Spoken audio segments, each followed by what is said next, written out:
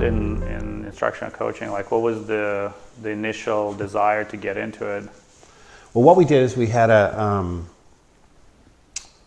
I was a doc student at the University of Kansas, and we had a grant, and the purpose of the grant was to help teachers use technology in their, like graphic organizers in their technology classes. Mm-hmm. We really wanted them to teach inclusively because they had a lot of kids who would have been identified as kids with learning disabilities, so we wanted to have them try out these inclusive teaching practices. And we were sitting around this table at the University of Kansas. We were saying, well, if we're going to use these materials, somebody's going to have to go in the classroom and show them how to do it, and someone will have to meet with them and help them co-plan. And if we just do a workshop, nobody's going to do it. Right. And so someone at the table, I don't know who it was, said, well, why don't we do that all the time? If we know those things need to happen, why don't we do it frequently? So what we did is we said, okay, well, let's start doing that. And we studied, first off, learning consultants is our term, and then instructional collaborators, and then instructional coaches. And since about 1996, we've been continually trying to figure out how can we find a person who helps teachers learn practices. That's kind of how it all began. Okay, so what about you? How did you get started in this whole Swivl thing? Everywhere I go, people are using Swivls, and it's got to come back to you. How did it get started? My co-founder Brian and I, when we started back in about 2012, we really were fascinated with the idea of video as a tool to help people. Education was one of the first focal points, but it was also looking at how video helps people in sports. That's probably one of the easier areas that we saw people were analyzing videos and then getting better. And so we were fascinated with the idea of how can we bring the same methodology, the same tools, the same ideas that other people use in video into educational space. Our background is in design. Brian actually even taught in D School in Stanford.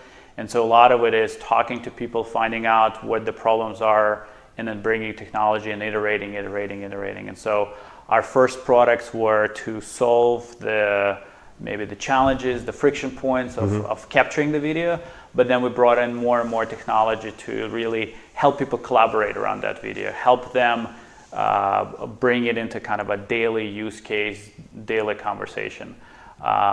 Robots are cool. Not everyone has to use the robot, so our tools are now very broad. We try to take a system approach. You know, in some cases the robot is a good thing, in some cases just a software solution. But we're really excited about video and how it can be used.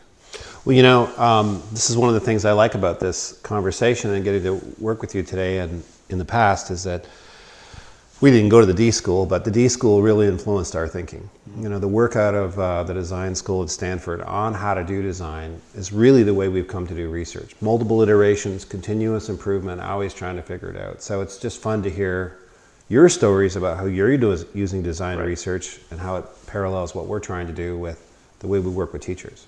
Absolutely. Yeah, one of the interesting things we talked before this interview started is, you know, how can you use the process? Where do you get the data? We shared that, you know, some of our data is qualitative, some of it is quantitative. We see how people use the tools and we look at where things don't work out, but we also talk to a lot of teachers. At this point, we have, you know, tens of thousands of teachers using our technology, so it's really easy and interesting to see where they found where Swivl is working really well for them and where they found it doesn't.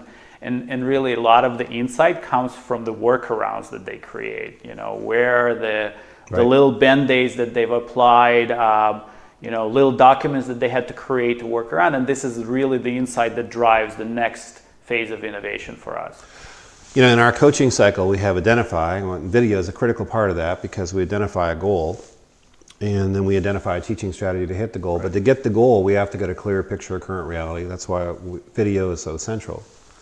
Then we learn a strategy to help us hit the goal. But the big part is the third part, we call it improve, which is making adaptations. Because almost always the first thing we try doesn't work and we have to make some adaptations. And so what you're trying to do when you're learning from the workarounds is pretty much what the coaches do. It's funny, what the coaches do is very much to the way we do research and very, very similar to the way you guys do research.